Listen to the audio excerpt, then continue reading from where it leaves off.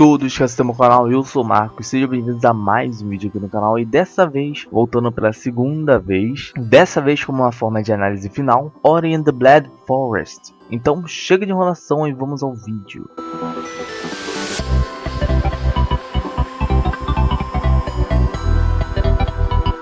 Ori and the Blind Forest é um game de aventura e plataforma desenvolvido pela Moon Studios e distribuído pela Microsoft, sendo assim um game exclusivo para suas plataformas, ou seja, para PC e Xbox. O jogo foi lançado esse mês aí de março, ainda não se tem uma versão de Xbox 360, mas a desenvolvedora falou que ainda esse ano talvez tenha uma. Então quem não tem Xbox One ou não tem um PC bom, pode relaxar que você vai jogar esse jogo aí no seu Xbox 360 se você tiver. Então, começando pela história do game, a história começa com Ori, um espírito guardião que caiu em uma floresta, e o único ser que estava lá para ajudar ele nesse momento era Naru. A partir daí começa uma amizade entre os dois, que eu diria que seria um pouco materna, sabe? Só de você olhar para a capa do game você já sente isso.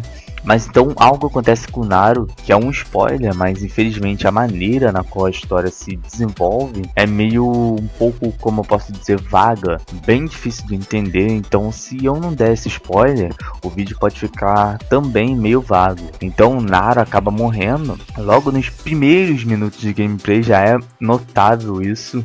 É triste, cara, ver isso acontecer. E tudo isso acontece por causa de uma seca que tá acontecendo na floresta onde Naru vive, sendo assim acabando com todo o alimento da floresta, ou seja, frutas e coisas do gênero. Ori então acaba ficando sozinho, só que ele é muito fraco, então cabe a ele descobrir sozinho o que tá acontecendo com a floresta, o que tá acontecendo para ela ficar assim. Indo e vindo nós encontramos Sain. Sain é uma luz que vai nos guiar praticamente o game todo, explicando como abrir portas e etc. Isso é bem nostálgico, lembra um pouco até a Nave do Zelda, mas só que menos chato.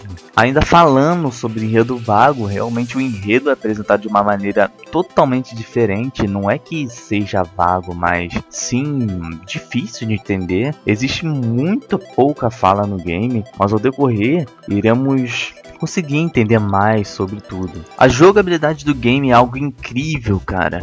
Ele é um game 2D que foca mais na exploração, ou seja, muitas vezes você vai ter que voltar em tal cenário que você já havia passado antes. Todo o cenário do game também é lindo demais. Os controles do game respondem bem, porém lá no começo eu tava com um problema que em certas áreas do mapa a tela simplesmente ficava toda preta do nada e eu tinha que reiniciar o game, mas não deu tanto problema assim, pois só aconteceu uma ou duas vezes. E ainda falando na exploração do game, muitas vezes isso acontece do ir e voltar no mapa justamente por Ori não ter evoluído o suficiente. Por exemplo, tal cenário está trancado porque Ori não tem tal habilidade, mas com o tempo então você vai liberando esse cenário, sendo assim, tendo que voltar lá. Com o tempo também a jogabilidade com Ori fica um pouco mais dinâmica, digamos assim. No começo só é possível pular e correr. Ao decorrer das evoluções, Ori poderá voar, por exemplo, entre aspas, né? Ele só plana. Sain também evolui com o tempo, podendo fazer inimigos voarem mais longe. Há também um sistema bem legal que parece um pouco com o sistema do RPG, que são as porções, que aqui são mais esferas e fragmentos. O fragmento azul serve para salvar o game. As esferas verdes recuperam a vida de Ori. As esferas amarelas que dão experiência a ele,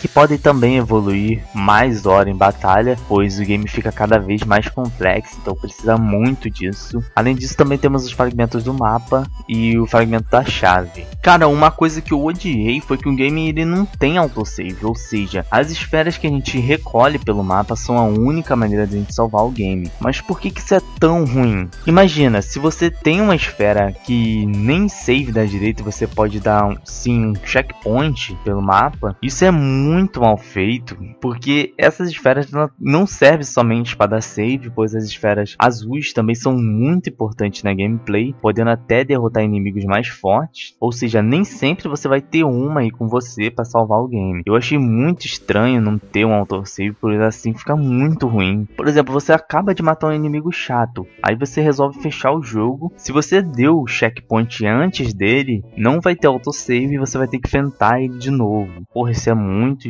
idiota, cara. O som do game, cara, é super, repito, super lindo. É um mais lindo que o outro. A narrativa que o game se apresenta junto com a trilha sonora épica deixa você, sei lá, cara, de boca aberta. É a única maneira legal de ver isso. Muitas vezes parece que você tá vendo um filme, cara, de tão lindo que é a trilha sonora. E chegamos ao ponto de mais destaque do game, o ponto que me fez querer jogar o game, que são os gráficos.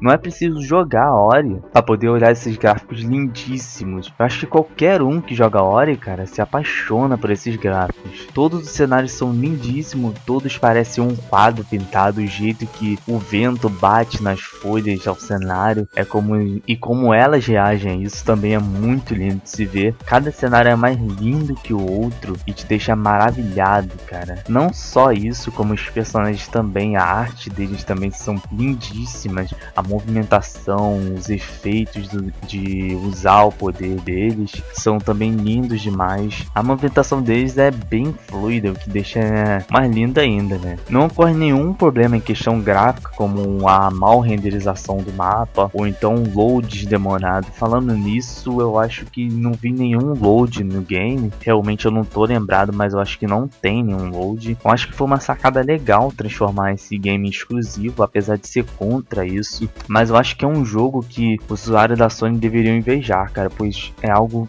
que certamente vale cada centavo e é uma experiência lindíssima. Bom, pessoal, acho que foi isso. Eu não tenho mais nada para falar sobre o game, então vamos às notas, começando pela história. A história de Ori é lindíssima, porém a maneira que ela é contada é simplesmente confusa. Se você quiser entender mais um pouco da história, você tem que prestar bastante atenção para entender. Por isso mesmo eu lhe dá 8,5, pois a história é muito boa, eu me emocionei bastante, mas quase ninguém em uma primeira jogada presta tanta atenção assim. Na questão de jogabilidade eu irei dar 7, eu acho justo, pois a jogabilidade é bem nostálgica, daquelas de plataformas antigas, como o Metroid, puxando aí um pouco RPG, porém a jogabilidade se torna um pouco falha na questão dos inimigos. Os inimigos muitas vezes têm uma inteligência duvidosa, às vezes eles estão espertos, às vezes são burros, mas muito pouca coisa dá pra notar de cara se você prestar bem atenção. Eles dão uma oscilada entre os dois, e o som do game é lindíssimo demais, combinando demais com o ambiente do game,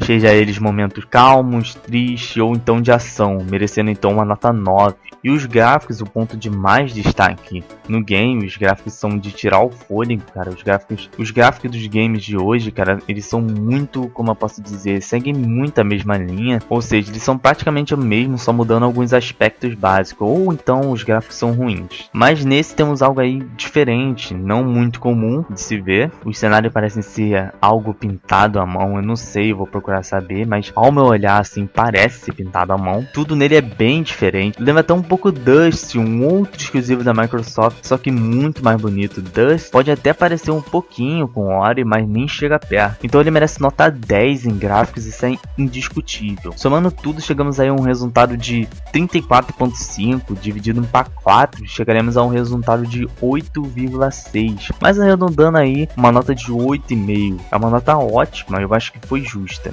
Bom, já faz um tempo que eu não vejo um jogo indie bom assim, e se ele vai ser ou não o melhor indie do ano, eu não sei dizer, mas certamente vai ser um dos melhores. Então se você ainda não jogou Ori and the Blind Forest, não perca sua chance, que é um jogo inesquecível, cara, uma experiência incrível e que vale cada centavo. Bom, galera, então foi isso, esse foi mais um vídeo aqui pro canal, espero que tenham gostado. E no vídeo de primeiras impressões dele eu falei que fiquei sabendo que ele devia ter 6 a 7 horas de gameplay. Eu fechei em 8 e 30 minutos. É claro que eu fui parando para escrever a análise, então reduzindo esse tempo aí que eu fiquei parado, daí 7 horas e meia por aí. Mas jogando aí pela segunda vez, eu acho que esse tempo reduz bastante. Eu acho que eu pego aí uns 5 horas por aí, eu viro ele rapidinho, mas realmente manteve o tempo estimado que deram. Então é isso, se você gostou e quer receber mais, se inscreve aí para não perder mais nada, deixe seu like para me saber se o vídeo foi tudo ok, e também não esquece de deixar os comentários aí embaixo, que isso me motiva bastante. Tudo de bom a todos, beleza,